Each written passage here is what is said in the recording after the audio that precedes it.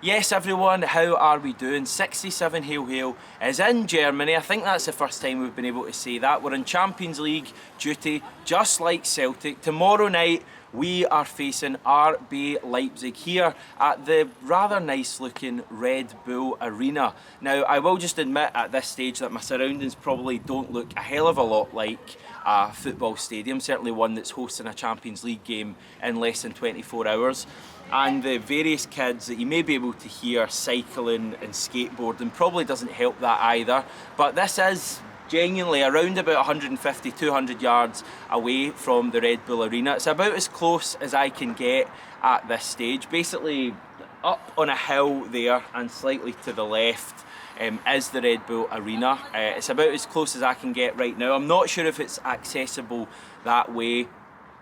I love you a lot, but it's like a 20-minute walk to find out, and I'm kind of fancying going to the pub relatively soon, so I'm just going to do it here. But we've got a bit to chat about and a bit of insight on Leipzig as well. Yeah, how are we feeling about tomorrow? I sense a little bit of pessimism in the air. People feeling a little bit worried about how tomorrow night's going to go. I think, as we said on yesterday's video with Scott and Asim, we need to remember, first of all, that we're playing against a pretty decent side. I know their form in the Bundesliga hasn't been great, but it's a team from Germany who have reached the latter stages of both big UEFA competitions in recent years. They have players who are worth far more than our players, and we're away from home, and Celtic's Champions League record isn't particularly good. So I think we need to remember all of that. But equally, I think, the fact that Ange Postecoglou has taken this Celtic team to a place where we believe we can get a result tomorrow night is good as well. But having said all that, I do sense a fair bit of pessimism. Probably comes from the centre-back stuff, certainly from training today. What we found out is that Cameron Carter-Vickers wasn't in training at Celtic Park around about 5 or 6 hours ago. So from that, I think we can probably assume that he will not play any part tomorrow night. That's the bad news.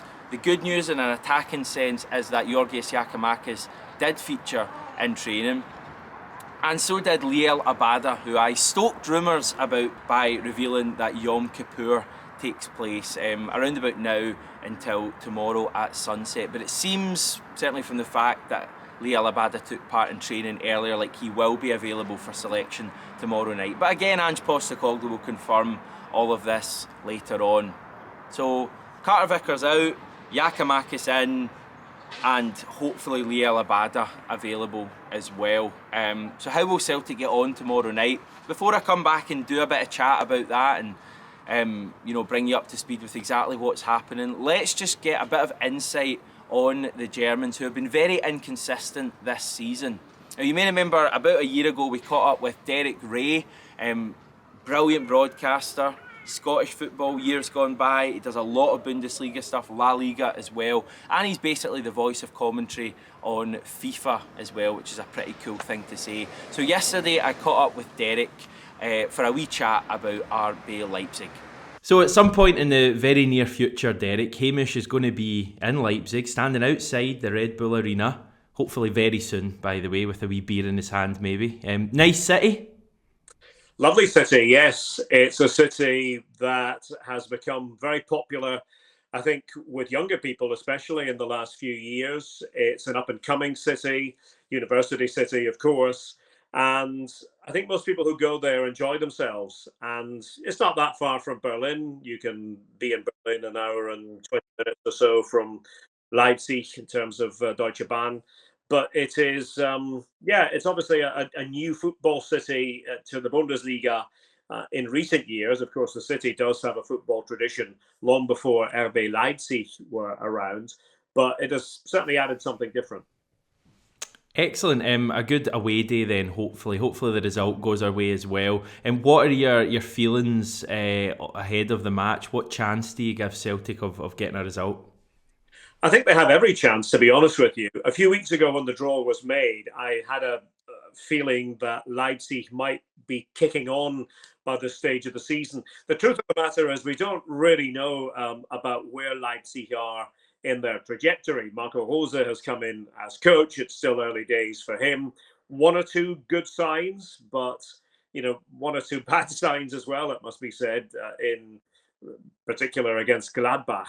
But I think Celtic can go in knowing that Leipzig can be damaged, and they might want to have a look at Gladbach and how they did it recently. Bochum didn't do it at the weekend. That was never likely to be the case, the bottom club. But I think that with Leipzig, there still is that uncertainty as to what they want to be, because a few years ago, we could have all said, yeah, they are a counter-pressing team, the ultimate counter-pressing team. They got away from that under Julian Nagelsmann, became more possession-orientated. Jesse Marsch came in, tried to go back to the old ways, didn't work for whatever reason. Domenico Tedesco, more possession under him. Now with Marco Rose, who does have the RB stamp on him, if you like. RB being, we know what they stand for in terms of the footballing style. And so I think it's going to be a bit of a hybrid, a bit of a marriage with him between the counter-pressing and possession phases as well. But I think what we can say is it's a really pivotal game for both sides, not just this game, but the Matchday 4 meeting as well. Yeah, they look, just looking at the recent results, incredibly inconsistent. I mean, their last 6 matches, won 4-0 at the weekend. Before that, they lost 3-0, lost 2-0. Then they won 3-0, lost 4-1, and lost 4-0. So not any games there, decided by just one goal. At least 2 goals in all of those games. I mean, from what, I don't know how many of those games you've actually seen, but do you get an impression early on in the match how they're going to go? I've seen most of them. Moody is the word I would affix to them based on what I've seen this season. You do have a little bit of a feeling. I remember commentating on them against Wolfsburg, and they won that fairly easily, and they started well there and didn't have too much trouble in the game. But I also was with them in Leipzig. I was there for the Super Cup against Bayern back at the end of July, and they didn't begin convincingly there at all. That was obviously with Domenico Tedesco in charge, likewise the Wolfsburg game. But yeah, I think you do get a bit of an idea early on. And when they beat Dortmund 3-0, they did that essentially capitalizing on Dortmund's mistakes, which was a bit like the old style Leipzig. They let Dortmund play their way into trouble and then ruthlessly took advantage of that situation. And that's what I think Celtic have to be a little bit careful of. Leipzig still, in their current guys, can do this to any team. If you think that you're going to just pass your way out from the back and you're going to maybe play 1 or 2 risky passes in the process and you're just slightly off, look out. So that would certainly be something to bear in mind. But no, you're absolutely right. They have been just too inconsistent. They took care of Bochum and was never really in doubt, and it helps when you have Nkunku scoring twice and Werner scoring twice. So a confidence booster, no doubt, and they needed that. But the early part of the game may well be a portent of what's to come for Leipzig and perhaps for Celtic as well. Yeah, in terms of those players you mentioned, if we start with Werner, is he any good, Timo Werner? Because I see him sometimes and he's excellent, and then you see him other times and you just don't think he's got any kind of finishing ability at all. What's the feeling in him?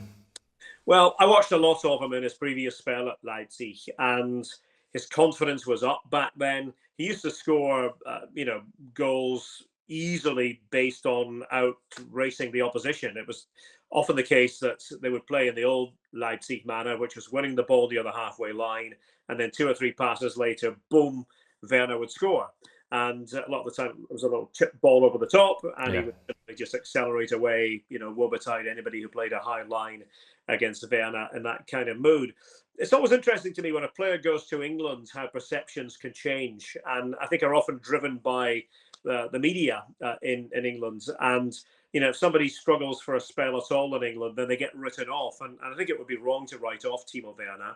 What I've seen so far since he's come back to Leipzig is that he looks fresher, he looks happier. He's in an environment that he understands and knows, and I think that's helpful to any player. We've seen that all around the world when players go back to somewhere that speaks to them because they've been there before and had success, then it can be a good thing. So yeah, I mean, I think he's still very much part of the German national team setup. That is a problem position for Germany, centre forward, and he's often at his best not playing as a direct centre forward, but veering in from the side.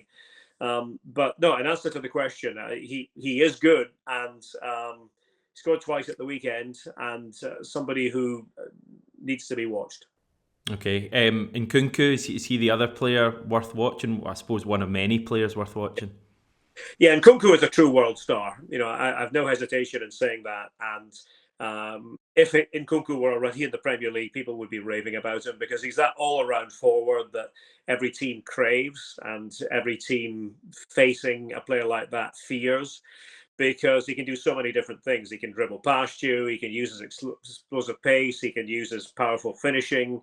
Wide range of finishes in his game as well. He has assists in his repertoire, so he'll set up others. He can be unselfish at times as well.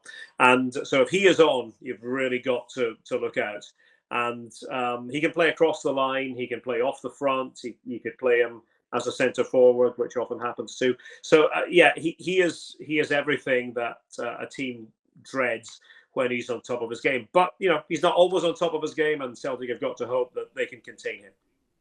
It's interesting when we're chatting about these really, probably world-class players, really good players Leipzig have, especially in an attacking sense. But I think a lot of Celtic fans still believe that we can go over there and get a result, and maybe we need a little bit of a reality check in advance, because they are, a team filled with players that they've spent a lot of money on, players who have a fair deal of experience, in the Red Bull model. So they're a good side. Who are the unsung heroes in their team? Well, I think that the people to watch, if you're talking about unsung heroes, are players like Kevin Campbell, who is a hard-driving central midfield player, does a lot of the less than glamorous work, but he fits this team like a glove and has done for a number of years now. And so you won't outwork Kevin Campbell in that area of the pitch. I think as well, Willi Orban at the back, the defensive chief, is somebody who maybe doesn't get enough plaudits away from Germany, just really reliable and a threat as well at set pieces. So somebody certainly to look out for in the air, can do damage against the opposition, but central defender and, as I said, defensive leader. Peter Gulacsi, his Hungarian national teammate, the goalkeeper. I mean, the two of them have just helped Hungary to top spot in that Nations League group that contained England, Germany, and Italy. So, that tells you that they have something going for them at all levels, but certainly they are mainstays for Leipzig. And then, some of the younger defenders, Mohamed Simakan is very impressive. He's got pace, recovery pace, good anticipation. Somebody who they went to great lengths to get, and they do recruit very well when it comes to losing players, knowing they're going to lose players and having their replacements ready to come in. Xaver Schlager is another one who will likely play, who they spent a lot of money on to get from Wolfsburg, Austrian. And this is all without, and Celtic have caught a little bit of a break here, this is without Konrad Laimer, who's maybe the best pressing midfield player in the Bundesliga, but he's injured. Likewise, Dani Olmo is injured, somebody who can pick a pass, somebody who has vision. So that's good for Celtic. That it's one thing to have Nkunku, Werner, somebody like Dominik Szoboszlai, but if you add Dani Olmo to it, then it gets devilishly difficult. But no Dani Olmo and no Konrad Laimer either. The one player who has not quite settled into a rhythm yet with Leipzig is David Raum on the left-hand side, who's a really good player and is regarded highly by Hansi Flick, the coach of Germany. But since he made the move from Hoffenheim, just hasn't clicked just yet. Maybe it will. You've got to look out, because he is a man for assists, for deliveries on that left-hand side, but hasn't worked out so far. And one of his vulnerabilities, one or two of his vulnerabilities have been exposed up to this point. But it's really about the team and about the squad. And I would say that it's as good a squad as you'll find in Germany. I mean the squad from top to bottom. So they can afford to lose players and have pretty strong replacements compared to most teams around Europe, actually. Give us a wee bit of insight on the environment Celtic are going into on Wednesday night, because some German teams, you maybe know better than me, the Champions League matches don't maybe tend to sell out at some grounds as much as they do in others. What kind of atmosphere, environment are Celtic going to be going into on Wednesday night? I wouldn't say it's the most hostile environment you'll find in Germany. It's a new club. They've been around since 2009. And, we could get into the fact that they're not loved by too many of the other clubs in Germany because of the way they've come about. It's not the organic German members model at all. But the fans are very enthusiastic. They're happy that they have a Bundesliga club to support after so many years in the wilderness. But it's not like going to Dortmund. It's not going to Gladbach on a big European night. It's not like going to Frankfurt, for example. That is a real test of character. When I go to Leipzig, I never sort of feel, oh, this is really going to be difficult for the opposition. So there's that side to it. But the fans want to be there, so it's just a slightly different model. And it has given something to the fans in the east of Germany, the fact that you have Leipzig playing at this level. But I wouldn't say that Celtic players are going somewhere that is going to absolutely, frighten the life out of them in terms of the atmosphere. Okay, final question. Pressure on Leipzig for this game. Probably have to win it if they want to make the last 16. Yeah, real pressure, because what happened against Shakhtar was not in the script. And they were completely outplayed, and it sort of knocked them off course. Now, against Real Madrid, I watched them. They weren't bad in that game. They contained Real Madrid for long periods of it. This will be a different challenge, because containing Celtic is not going to be enough. They want to beat Celtic, and it's not lost on them how important these two matches are, because they do feel that they should be getting out of this group. And I think that's logical. If you look at the squads that have been assembled by the teams in the group, you would have to say that that would be correct. Leipzig should be coming out of the group, but they may not. They certainly won't be disrespecting Celtic. They know what they can do and the damage that can be inflicted here. So, yeah, pressure is definitely part of it because of these results that have been up and down. But they're hoping with Marco Rose now in charge, who's from Leipzig, he's from the city itself. He, has come through the RB system to an extent, having coached in Salzburg. With all these things, they hope in their favour. They envisage a bit of a sea change, but time will tell. So a big thanks once again to Derek Rae for giving some time to chat to this tiny wee Celtic podcast. We really appreciate his insight. Plenty of interesting stuff there about Leipzig, most specifically on Nkunku and Werner, who I think are the two players that Celtic fans are speaking about most. So it'll be interesting to see how that goes tomorrow. Now, I was looking a wee bit into this stadium, which is a kind of decent looking stadium. I'd say it looks relatively futuristic, but it's quite a kind of traditional stadium in terms of the way it's laid out and the fact it's an oval shape. Don't think it's going to be particularly atmospheric tomorrow in terms of being intimidating for the Celtic players, but we'll wait and see. Certainly a big Celtic support awaiting. Celtic fans have been everywhere we've seen so far, from London last night, where I ended up for some bizarre reason, to Hamburg earlier today, to where we are now in Leipzig. There are Celtic fans in a lot of places, so I expect a big backing tomorrow night. But I was looking a little bit into the Red Bull Arena. It was actually built for the 2006 World Cup, which is held in Germany, and I was looking at the matches that it hosted, whether it hosted any iconic moments. And you may remember a game between Argentina and Mexico in the last 16 of the World Cup. It went to extra time. Maxi Rodriguez scored a pretty iconic goal, chest and then volley from the right hand side of the box into the top corner, and that actually happened in this very stadium where we're going to play tomorrow night. So yeah, that's, I suppose, kind of interesting. In terms of, if I turn to Michael Fish mode and give you a wee weather update, it's a wee bit warmer than home, if home is Scotland. I guess if you're basically from anywhere else on the planet, it probably isn't warmer. But certainly in terms of Scotland, it's a little bit warmer today. I'm expecting it to be warm as well tomorrow. I'm expecting it to be warm as if I'm predicting the weather here, but sunny as well. It's a nice evening. I'm out in a Celtic shirt, and it's just coming up to 5:30, and it's really pleasant. So It's not going to be roasting or anything tomorrow, but it's going to be a bit warmer than home. Glad we've got that section out of the way.